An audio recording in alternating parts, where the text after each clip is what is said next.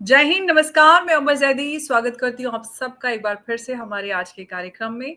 आज हम एक ऐसे टेक धमाके पर बात करने जा रहे हैं जिसे सुनकर न सिर्फ सिलिकॉन वैली बल्कि वॉल स्ट्रीट भी हिल गया है। परप्लेक्सिटी एआई की एक नई लेकिन एग्रेसिवली ग्रोइंग स्टार्टअप है और जिसके फाउंडर है वो इंडियन है और उन्होंने एक बड़ा ऑफर क्रोम को यानी कि गूगल के सामने रखा है। और आप सब सोच रहे होंगे कि ये सब खबर कैसे है? परप्लेक्सिटी ने जो ये ऑफ़र दिया है, जो पॉपुलर ब्राउज़र है गूगल क्रोम, उसको खरीदने का ऑफ़र दिया है 34.5 बिलियन ऑल कैश डील। और ये ऑफ़र सामने है गूगल के और आप सब सोच रहे होंगे कि इसके पीछे की जो बैकग्राउंड है या बैकड्रॉप है वो क्या है?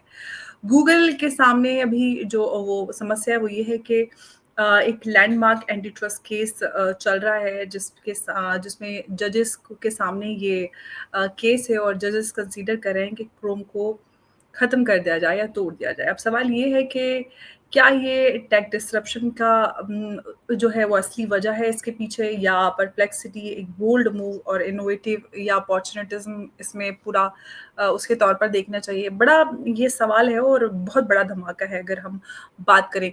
क्या क्रोम अगला जो है परप्लेक्सिटी जो है या हम उसको देखें वो अगला गूगल बन सकता है? बड़े सवाल हैं और जिसमें हम आज इस डिस्कशन में शामिल करेंगे। उमेश जी हमारे साथ हैं। उमेश जी, बहुत-बहुत स्वागत है आपका। जय हिंद, नमस्कार। जय सिया राम अंबर जी। जय सिया राम। उमेश जी, परप्लेक्सिटी एआई एक स्टार्टअप है और एक स्टार्टअप का 34.5 बिलियन डॉलर का ऑफर सामने रखना गूगल के सामने, इसको कैसे आप देख रहे हैं? देखिए, परप्लेक्सिटी जो है एक तरह से भारत सरकार का जो इनिशिएटिव है मेक इन इंडिया इनिशिएटिव में इसका वैल्यूएशन बताया जाता है 14 बिलियन से 18 बिलियन में। और इसके जो फाउंडर है अरविंद श्रीनिवास है, तो आईआईटी मद्रास से कनेक्टेड है। आज परप्लेक्सिटी को फंड किया है एनवीडिया ने और सॉफ्टबैंक ने। और बताया जाता है, जैसे आपने बोला है, कि ये गूगल क्रोम जो है, जो गूगल का डिफॉल्ट ब्राउजर है, उसको परचेज करने के लिए रेडी है 34.5 बिलियन डॉलर्स। अब बहुत लोगों के दिमाग में ये हो रहा है कि इसकी वैल्यूएशन 14 से 18 बिलियन डॉलर है, ये अपने से डबल कैसे लेगा? ये तो हो सकता है क्योंकि एडिशनल राउंड ऑफ फंडिंग कभी भी एनवीडिया कर देगा। एनवीडिया और सॉफ्टबैंक दोनों इसको करने के लिए तैयार है। एक तरह से इसको बता सकते हैं कि शायद ये मार्केटिंग स्टंट भी हो सकता है। अभी परप्लेक्सिटी ने अपना नया ब्राउजर निकाल रहे हैं कॉमेट। हमने पहले भी देखा है कि जो ब्राउजिंग ब्राउजर होता है कितना इंपॉर्टेंट होता है आपके लिए। ब्राउजर के द्वारा जो टेक कंपनीज क्या करती है, आपके सारे डेटा उनको मिल जाता है, आपकी लाइकिंग्स मिल जाती है, आपको वो एक तरह से आपकी प्रोफाइलिंग कर सकते हैं, आपको आपसे भी ज्यादा जान सकते हैं। उनके पास वो एक मेथड है। इसके लिए सब लोग जो है भारत के अंदर, टेक कंपनीज भारत के अंदर अपना मार्केट ज्यादा बनाना चाहती है, क्योंकि हम है 17% ऑफ द वर्ल्ड पॉपुलेशन। मतलब विश्व में एवरी 6th पर्सन जो है वो भारतीय है। ऐसी डिफरेंस है, तो ये हमारी एक स्ट्रेंथ है। अब भारत सरकार भी जानती है कि यूएस के साथ हमारा जो ट्रेड फ्रिक्शन चल रहा है, कभी भी हो सकता है कि यूएस हमारे पर डिजिटल स्ट्राइक कर सकता है। और हमें एक तरह से उनकी जो जितने भी सर्विसेज है, जैसे व्हाट्सएप है, फेसबुक है, इंस्टाग्राम है, यूट्यूब है, जीमेल है, या क्लाउड सर्विसेज है, अमेज़न है, ये सब पूरा हम यूएस की टेक कंपनीज के ऊपर डिपेंडेंट है। तो भारत एक तरह से अपना खुद का एक ऑल्टरनेटिव प्लेटफॉर्म बनाने की कोशिश कर रहा है, जिसमें परप्लेक्सिटी का जो ब्राउजर है कॉमेट, वो बहुत कारगर साबित होगा। ये इसके अंदर ऑलरेडी एआई इंटरग्रेट किया हुआ है। अभी आप देखा होगा, आप ब्राउजर के अंदर मल्टीपल टैब्स खोलते हैं, तो कॉमेट इतना पावरफुल है कि वो सबको समराइज कर सकता है। वो आप उसको अगर कुछ मतलब एक तरह से चैट एनेबल्ड रहेगा, अगर आप उसको कमांड देंगे तो वो आपकी ब्राउजिंग में से ही सब कुछ देख के ऑटोमेटिकली रिप्लाई भी कर देगा। आप समझिए कोई आपका व्हाट्सएप में पोस्ट है, उसको आप डालना चाहते हो लिंक्डइन में, अभी आपको कॉपी करके डालना पड़ता है, आप उसको पावर दे दोगे, वो ऑटोमेट कर देगा सारे टास्क। ये एक बहुत बड़ी हुँ। फंक्शनैलिटी है। और ये अभी आपको मालूम होगा, परप्लेक्सिटी को जो एयरटेल के ब्रॉडबैंड यूजर्स है, उसको 1 ईयर का फ्री अपग्रेड भी मिला है। तो अगर आप एयरटेल यूजर है तो आप जाके वो ऑफर ले सकते हैं। तो जी। अब ये चीज ये इम्पोर्टेंट क्यों हो रहा है? हम इसके लिए बता रहे हैं कि सब लोग अपना ब्राउजर बना रहे हैं, ब्राउजर से हमें कंट्रोल करने की कोशिश कर रहे हैं। अब गूगल ने क्या किया, अपना जो जेमिनी एआई है उसके कुछ फीचर्स उसने इंटीग्रेट कर दिया है। ओपन एआई जो चैट जीपीटी बनाता है वो खुद का वो एक एआई प्लेटफॉर्म है। वो भी अपना खुद का ब्राउजर बना रहा है। हमने थोड़े दिन पहले हमने एक प्रोग्राम किया था जिसमें हमने बात किया था, जियो अपना टैबलेट लेके आ रहा है, उसके अंदर वो खुद का ब्राउजर दे रहा है। अगर आप वो ब्राउजिंग करोगे तो आपको जियो कॉइन देगा, जिसको आप कहीं भी एक तरह से रिडीम कर सकते हो। तो सब जो खेल होता है ना, खेला दो चीज का होता है कंप्यूटर के अंदर। एक तो होता है ओएस और दूसरा होता है ब्राउजर। ओएस के ऊपर हमने बता दिया कि भारत सरकार ने भारत ओएस बनाया हुआ है, और ऐप स्टोर के जैसे इंडस स्टोर वो बना रहा है। और इसके बाद परप्लेक्सिटी को एक तरह से भारत सरकार इसको प्रमोट कर उमेश जी, रही है। अगर हम अब एक एक और सवाल मैं आपसे करूँ कि ये ऑफ़र जो आया है, वो ठीक तभी आया 1 हफ़्ते बाद जब कॉमेट ब्राउज़र लॉन्च हुआ है। क्या ये गूगल का जो एंटी ट्रस्ट का वो वीकनेस का जो ये सब केस-वेस चल रहा है, क्या उस वीकनेस का फ़ायदा उठाना है? मौके का कहते हैं कि एक मौका है और कॉमेट को और ज़्यादा अच्छे से प्लेस किया जा सकता है, यूज़र्स के बीच में जो सब देखिए, आपको याद होगा कि पहले एक कंपनी थी नेटस्केप नेविगेटर, वो भी एक ब्राउज़र था, ठीक है? बहुत सारे मोज़िला ये सब चीज़ भी था। माइक्रोसॉफ्ट का इंटरनेट एक्सप्लोरर भी था। उसके खिलाफ भी 20 साल पहले मेरे हिसाब से केस आया था। तो पहले क्या होता था, माइक्रोसॉफ्ट ऑफ़िस के साथ जो विंडोज़ के साथ आई को डिफ़ॉल्ट ब्राउज़र बना के भेजा जाता था। उसके ऊपर भी केस हुआ था, उसको भी माइक्रोसॉफ्ट को उसके अंदर भी वो फंक्शनैलिटी को हटाना पड़ा। सिमिलर अब ऐसा है कि गूगल एक बहुत बड़ा इकोसिस्टम बन गया है, वो अपनी मोनोपोलाइज़ कर रहा है। तो यूएस के अंदर जो डिपार्टमेंट ऑफ जस्टिस है, वो कभी भी एक कंपनी को इतना बड़ा नहीं बनने देता है कि वो उसके लिए एक बहुत बड़ा थ्रेट हो जाता है। क्योंकि गूगल के पास आज सारा डेटा आ रहा है, वो पूरा एनालाइज़ कर रहा है और इससे वो रेवेन्यू बना सकता है। पर अगली क्या कर सकता है, वो आगे जाके वो अपना जो नैरेटिव है वो प्लांट कर सकता है, लोगों को बहका सकता है, कुछ भी कर सकता है। मतलब आज एआई का इंटीग्रेशन हो गया, आपकी मैं सारी डिटेल्स जानता हूँ। मैं एआई के अंदर आपकी आवाज़ का सैंपल लेके और आपका ये थोड़ा-सा इमेज लेके फेक भी बना सकता हूँ। देखिए ये सब करेगी नहीं बड़ी कंपनियाँ, पर पीछे से इनके एम्प्लॉइज़ कुछ भी कर सकते हैं।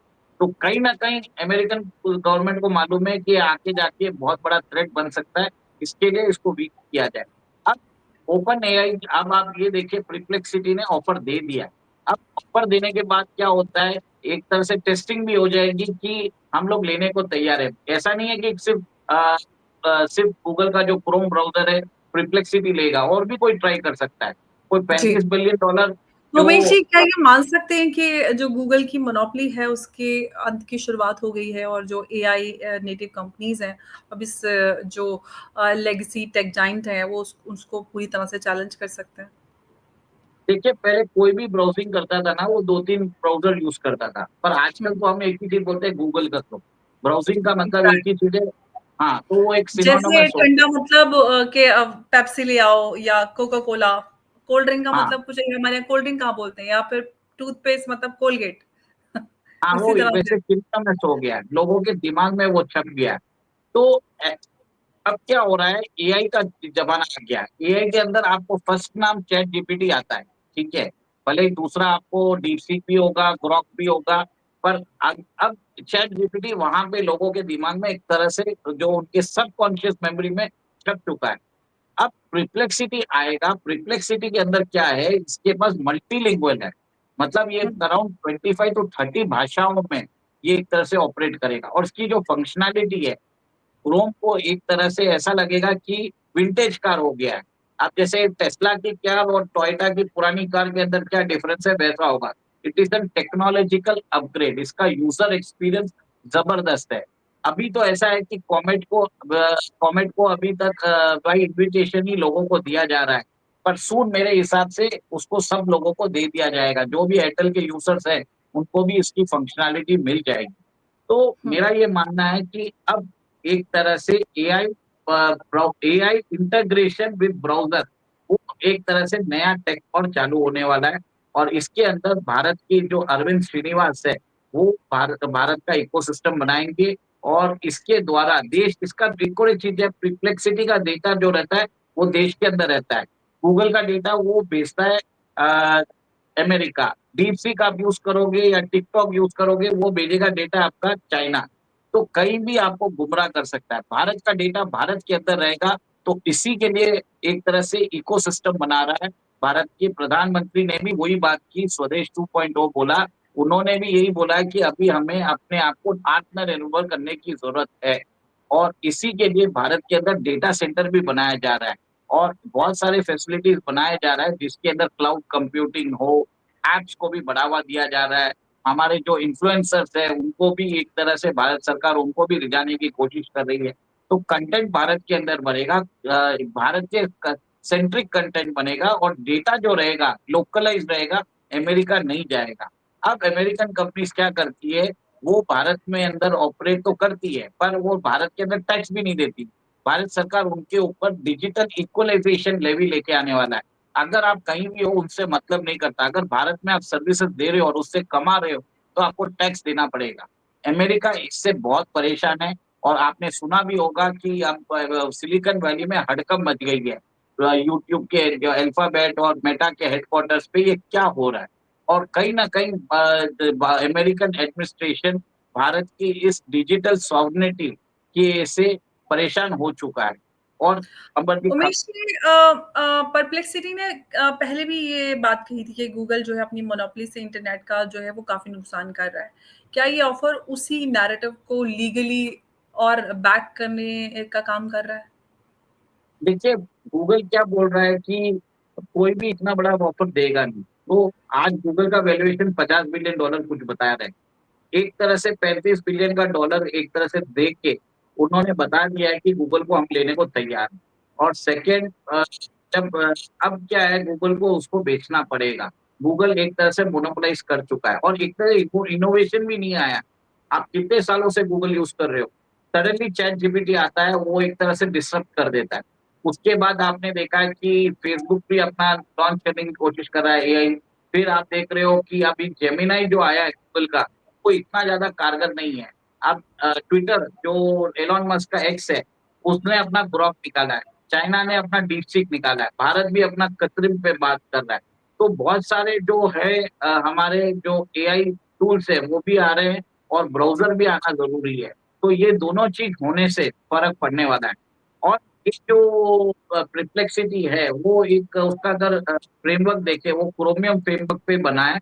कोई एक ओपन सोर्स ब्राउजर प्लेटफॉर्म के ऊपर ही बना है, तो कोई बड़ी बात नहीं है। कोई भी इसको जाके इसके कोड को सोर्स कोड को देख सकता है, और इसी के हिसाब से अपने हिसाब से कस्टमाइज भी शायद पॉसिबल है। तो ये इसको प्रमोट करना भारत के इंटरेस्ट में है, और अमेरिकन दादागिरी को हम आगे चैलेंज कर सकते हैं। और अमेरिका जो हमें एक तरह से डिक्टेट करता है, we will not be able to, हम एक तरह से उनको आईना दिखा सकते हैं, ये मेरा मानना है। तो उमेश जी, ये मान सकते हैं कि अब जो है ये शुरुआत है, और जो एआई फर्स्ट ब्राउजर्स हैं उनका उदय हो रहा है, और जो रिवायती जो ब्राउजर्स थे उनको लोग पीछे छोड़कर इन एआई फर्स्ट ब्राउजर्स पे स्विच करेंगे। डेफिनेटली होगा। देखिए, अभी जैसे मैंने बताया था, प्रिप्लेक्सिटी है अपना कॉमेट लेके आ रहा है। प्रिप्लेक्सिटी का जो फीचर है एआई इंटरग्रेशन, उसने कॉमेट में कर दिया। ओपन आई ओएआई अपना एक ब्राउजर लेके आ रहा है। एक्स जो ग्रॉक चलाता है वो भी अपना ब्राउजर लेके आ रहा है। गूगल जिसके पास ब्राउजर है वो अपना जेमिनी एआई को इसके अंदर इंटीग्रेट कर रहा है। तो वॉर तो ऐसा है कि चार प्लेयर्स तो नजर आ गए, या तो चैट जीपीटी का प्लस ब्राउजर, या तो एक्स का ग्रॉक प्लस ब्राउजर, या फिर प्रिप्लेक्सिटी प्लस कॉमेट, या गूगल प्लस जेमिनाई। चार ऑप्शन तो लोगों के पास है। अब हमें जरूरत है कि कौन सा हमें सिस्टम चाहिए। और आज एंड्रॉइड हम यूज करते हैं, एंड्रॉइड का तो पूरा कंट्रोल गूगल के पास है। अगर भारत का अगर हम इंडस इन स्टोर लेंगे, हम भारत का अगर ब्राउजर्स, भारत का जो बोलते हैं जो अ, हमने जैसे बात की हारमोनी ओएस है जो चाइना का है, उसको मल्टीपल डिवाइसेस पे डाल सकते हैं। वैसे ही अगर भारत का जो ओएस है, भारत ओएस, अगर हम उसको हमारे मोबाइल फोन में भी डाल सकते हैं, तो इंडस इन स्टोर बन जाएगा, एक इकोसिस्टम हमारा बनेगा। हम गूगल के मोनोपोलाइजेशन से बच जाएंगे। तो कहीं ना कहीं टेक में एक तरह से बहुत बड़ा ट्रांसफॉर्मेशन आने वाला है। डिसरप्शन तो हो रहा है, अब डिस्ट्रप्शन में कौन जल्दी कितना अडेप्ट करेगा वो इम्पोर्टेंट है। और भारत सरकार एक इनोवेशन बनाने की कोशिश भी कर रही है, इकोसिस्टम बनाने की कोशिश भी कर रही है, जिसके अंदर वो जो डोमेस्टिक कंपनीज है उनको प्रोत्साहन दे रही है। प्राइवेट कंपनीज बहुत सारे इसके अंदर टूल्स बना रहे हैं, और पब्लिक भी इसका मास अडॉप्शन कर रही है। मानता हूं कि पहले कू आया था, वो चल नहीं पाया था, पर अगर देखा जाए भारत सरकार ने जब यूपीआई को प्रमोट किया, तो आज विश्व के अंदर वो बताया जाता है कि सबसे ज्यादा जो ट्रांजैक्शन बाय वॉल्यूम है वो कर रहा है। 700 मिलियन ट्रांजैक्शन बाय वॉल्यूम कर रहा है, मोर देन वीजा ऑल्सो। तो और भारत का आप डिजी लॉकर देख लीजिए, भारत का आप कोविन पोर्टल देख लीजिए, तो ये बताया जाता है कि अगर भारत सरकार सपोर्ट करना चालू कर दे तो कोई भी चीज चल सकती है। तो इसी के द्वारा मुझे लगता है कि देश के अंदर एक रेवोल्यूशन आ रहा है। इसको देख के अमेरिका डर चुका है, और बात हो रही है कि भारत के अंदर एक रेजिम चेंज ऑपरेशन कराया जाए। और कुछ लोगों ने ये भी बोल दिया है कि रूलिंग पार्टी के कुछ 35 से 37 एमएलए को एमपी को कांटेक्ट भी किया गया है, ताकि भारत के अंदर नरेंद्र मोदी जी की सरकार को गिराया जाए और एक तरह से ऑपोजिशन वाली सरकार बने, जो अमेरिका का डिक्टेशन ले सके। और अमेरिका इस चीज के अंदर आप ये देखिए, जिसके पास आपके आपके पास अगर आपकी टैक्स सॉवरेनिटी रहती है, कोई आपको मैनिपुलेट नहीं कर सकता। चाइना ने अमेरिकन कंपनीज को बाहर रखा। भारत क्या कर रहा है, अमेरिकन कंपनीज को बाहर तो नहीं रखा, पर उसने उसको अडॉप्ट किया, अपना खुद का इकोसिस्टम बना रहा है। और हम हमारा जो ब्राउजर्स जो रहेगा, परप्लेक्सिटी या जो भी आते अदर ब्राउजर्स रहेगा, उसको भी हम इंटरनेशनल मार्केट में पिच कर सकते हैं, क्योंकि हमारे पास जो लैंग्वेज का हमारे पास जो एडवांटेज है वो हम यूज करेंगे हमारे प्रोडक्ट्स को इंटरनेशनल पिच करने में। वी कैन राइवल गूगल और मेटा और एबीसी। उमेश जी, एक सवाल और है, क्या ये जो डील है टेक वर्ल्ड के लिए फेसबुक कैम्ब्रिज एनालिटिका जैसा कोई हिस्टोरिक मोमेंट बन सकती है? देखिए, जिसका जो मुझे लग रहा है कि टेक वर्ल्ड के अंदर बहुत सारा सर्वेलेंस उन्होंने कर दिया है। ठीक है, उन्होंने आपको एक तरह से 2024 के लोकसभा इलेक्शन में जिस हिसाब से भ्रामक हमें जो कंटेंट हमको परोसा गया है, आजकल ऐसे भी वीडियोस आए हैं जिसमें बताया गया है कि पाकिस्तान का जो हिलाल नेटवर्क है और अ, वहाँ की जो एक ऑर्गेनाइजेशन है, उन्होंने सेलफोन फार्मिंग के थ्रू उन्होंने बॉट्स बना के आपके यहाँ पे वो कमेंट्स पास करते हैं, और पूरा ऑटोमेटेड होता है। ये नहीं, ये एक तरह से गलत बात नहीं कर रहा हूँ, ये ऑलरेडी वीडियो के साथ मैं आपको बता भी दूंगा अगले कभी कोई प्रोग्राम में। तो कहीं ना कहीं आप एक बार सेफगार्ड रहिए। कोई ऐसा जरूरी नहीं है कि लिखने वाला जो फेसबुक पे है वो इंसान हो, वो शायद कंप्यूटर बॉट भी हो सकता है। तो ये काम चालू हो चुका है, और बहुत मास स्केल पे आपने सुना होगा कंबोडिया और बहुत जगह पे वहां पे नेटवर्क्स भी चल रहे थे, जिसमें आपकी गाड़ी कमाई को भी वो टारगेट कर रहे थे। भारत सरकार ने उसके ऊपर बहुत बड़ा एक्शन भी लिया है।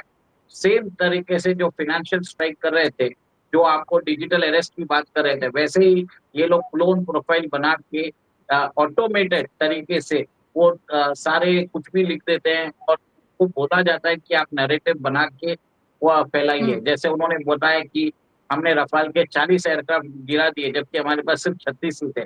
तो ये सब काम पाकिस्तान करता रहता है, आईएसपीआर करता रहता है, ये मेरा मानना है। बस आप लोगों से जी बोलता हूँ, बिल्कुल। सतर्क कीजिए। देश के अंदर एक तरह से ऑपोजिशन जो है वो देश के अंदर रेजिम चेंज ऑपरेशन करने की तैयारी में भी है। और जिस हिसाब से बांग्लादेश में भी यही हुआ था, बांग्लादेश में भी उन्होंने यही बोला था कि वहां पे इलेक्टोरल माल प्रैक्टिस हुआ, इलेक्शन बरोबर नहीं हुआ। और आज भी यही हो रहा है, जब election commission special investigation revision कर रहा है वोटर्स की, जिसमें उन्होंने बिहार में 65 लाख वोटर्स जो फेक पाए गए, वो राहुल गांधी मानने को तैयार नहीं है। और वोट चोरी का लेके उन्होंने नया नारा कर दिया है, ताकि देश के नागरिक को एक गुमराह किया जाए, सड़कों पे आके नरेंद्र मोदी सरकार को भी हटाया जाए, जैसे उन्होंने इमरान खान की सरकार को हटाया था, फिर श्रीलंका में राजपक्षे की सरकार को हटाया था, फिर आपने देखा कि उन्होंने बांग्लादेश में उन्होंने शेख हसीना। तो मैं यही बोल रहा था कि जो भारत की सरकार के खिलाफ एक रेजिम चेंज ऑपरेशन कर रहा है, जिसमें ऑपोजिशन के जो लीडर है वो वोट चोरी की बात कर रहे हैं, देश के अंदर एक तरह से वो अराजकता फैलाना चाहते हैं, देश के वोटर्स को गुमराह करने की कोशिश कर रहे हैं। और मेरा ये मानना है कि आगे जाके जैसा उन्होंने 2022 में पाकिस्तान और श्रीलंका में रेजिम चेंज कराया था, 2024 में बांग्लादेश में कराया था, वैसा ही भारत में भी कराने की उनकी एक तरह से मुहिम चालू हो गई है। इसका रीजन जी, एक ही है कि भारतीय सरकार टेक कंपनीज के अगेंस्ट है। वो वीजा और मास्टर कार्ड कंपनीज के अगेंस्ट है। रुपए कार्ड निकाल के, यूपीआई को निकाल के भारत खुद का डिफेंस प्रोडक्शन कर रहा है। भारत ने वेस्ट की मॉडर्ना और फाइजर की वैक्सीन नहीं ली, खुद की वैक्सीन बनाई और 110 देशों में फ्री में बांटा। इससे अमेरिका को बहुत तकलीफ हो गई है और वो जी। भारत को मजाक चकाना चाहता है। इसके लिए डोनाल्ड ट्रंप भारत के अगेंस्ट है और वो एक टेररिस्ट नेशन पाकिस्तान को सपोर्ट कर रहे हैं। आप सबसे भारतीय लोगों से विनती है कि ये जो भ्रामक जो बातचीत, जो कंटेंट आते हैं उसके ऊपर बिलीव मत करिए। सोच समझ के अपना एक तरह से आप सोचिए, विचार करके रिएक्शन दीजिए। बहुत जरूरी है, संयम रखने की बात है। जी, रिएक्शन टाइम बिल्कुल। और इमीडिएटली रिएक्शन नहीं देना है, आपको जी, सोचना है कि मैं भी जो बोल रहा हूँ उसकी, मेरी बात को भी आप एक तरह से ये भी बोल देता हूँ, मेरी बात पे भी बिल्कुल विश्वास मत करिए, उसके ऊपर भी आप सोचिए। दिस विल बी द बिल्कुल। Best thing. यही तो बात को। ये बिल्कुल, ये सिर्फ़ ब्राउज़र या एआई का मामला नहीं, ये फ़ाइट है डेटा के कंट्रोल की, इन्फॉर्मेशन गेटकीपिंग और डिजिटल फ्रीडम के बीच। परप्लेक्सिटी के ये नए ऑफ़र ने गूगल की जो मोनोपोली है, उसको चैलेंज तो किया ही है और शायद डिजिटल दुनिया के नए युग की एक बेल भी बजा दी है। अब देखना ये है कि क्या क्रोम को नया मालिक मिलेगा या सिर्फ़ एआई गैम्बिट बनकर रह जाएगा। क्या कुछ होता है ये आने वाला वक़्त बताएगा, सवाल बड़े हैं और कुछ बड़ा ऐतिहासिक भी हो सकता है। मनीष जी, बहुत-बहुत धन्यवाद आपका हमारे साथ आज की इस चर्चा में जुड़ने के लिए। नमस्कार, जय हिंद, जय भारत।